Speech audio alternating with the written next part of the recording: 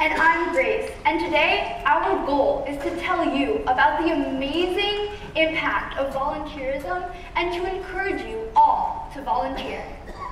Basically, volunteering has a tremendous impact on our society. Imagine one day all the volunteers were gone. Nobody at the library, nobody at the food pantry, and no one at the church. How would our community function? Soon, this fear will become a reality. Today, in America, only 25% of people volunteer. Just a few years ago, this number was 28%. And though that seems like a small difference percentage-wise, that equates to millions and even billions of dollars going to people who desperately need it. And some of you may be thinking New York is different.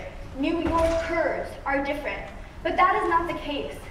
At a rate of only 19% of New York residents volunteering, New York has the second worst volunteer rate in the entire country. So how can we improve this? Could it be a mentality of New Yorkers that prevents them from volunteering? Maybe it's not a mentality. Maybe if people learned about the incredible benefits and effects of volunteering, then they would pursue it. Especially in the midst of this political climate, volunteering eliminates the factors that divide us. It creates a safe and economically sound community and gets to the root of social concerns, as well as benefiting the volunteers. Volunteering has an impact economically, which is perhaps the easiest to understand. When volunteers build homes in underdeveloped countries, feed the homeless, or donate their time and effort in any other way, what is the value of the output they produce? How much would it cost for us to pay people to do those jobs? In Britain, volunteering produces the equivalent of 1.5% the GDP. Here's an economic reality.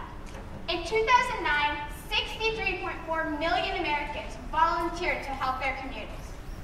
8.1 billion hours of service was produced, which had an estimated dollar value of $169 billion. That's $169 billion going to people in need. That's $169 billion less money the government has to pay.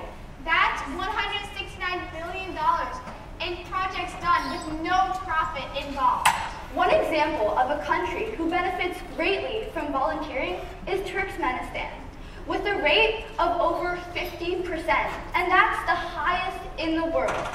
That is achieved by having mandated days of volunteering, where everybody has to volunteer, and yet people do more.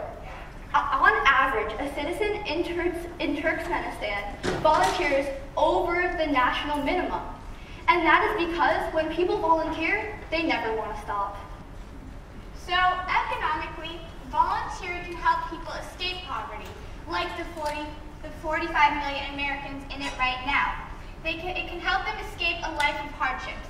It gives them access to services and goods, and it benefits the overall national economy. And to get more people to do this, government, states, and schools, like Ryeneck High School, should mandate volunteering. When they do this, people have to start volunteering, and often continue to do so, because they develop a love for it, or at least an appreciation for it, and still volunteer more. Like at Ryeneck, where each senior, on average, completes well over the 40-hour minimum. But volunteering also has an impact socially.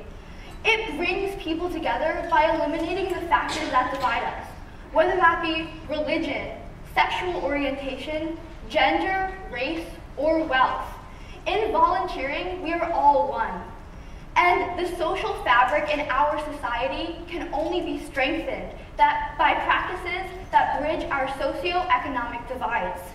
When we understand each other's point of view, we can reach out. We can solve problems, whether that be environment, crime, or housing.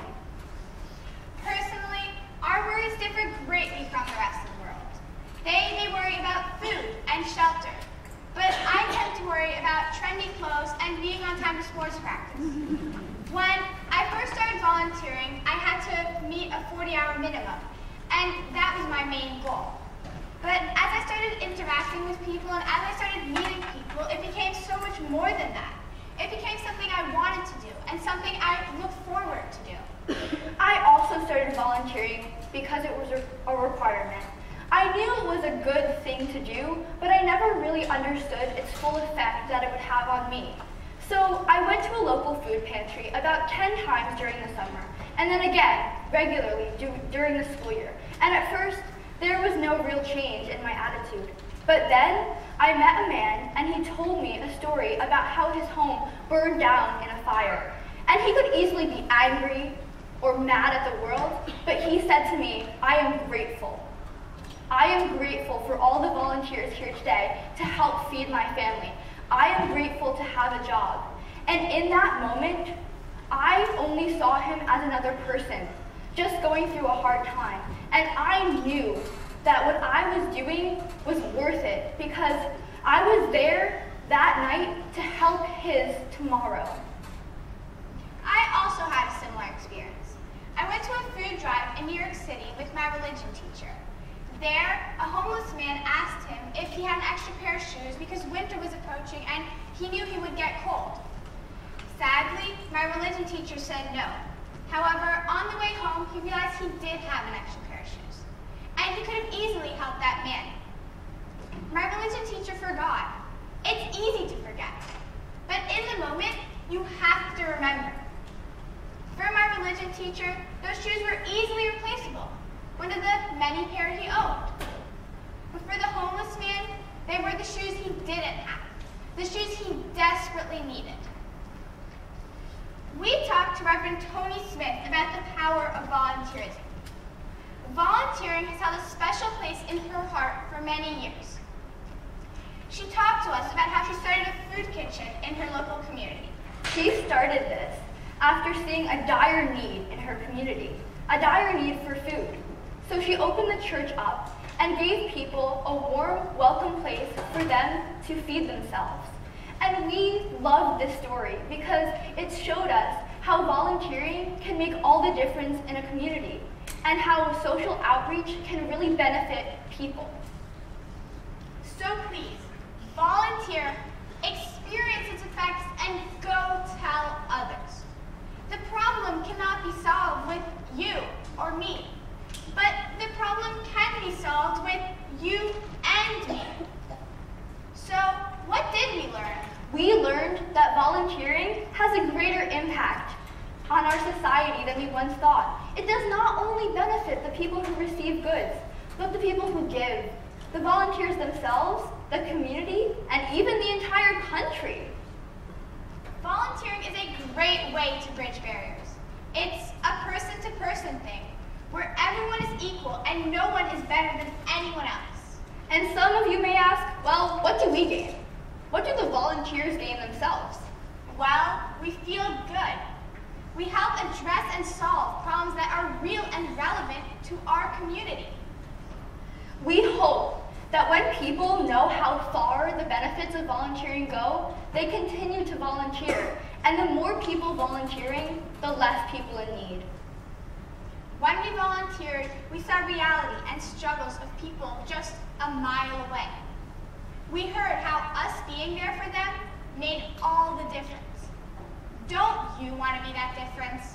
In the end, we hope for a future with volunteering as a word on everyone's lips.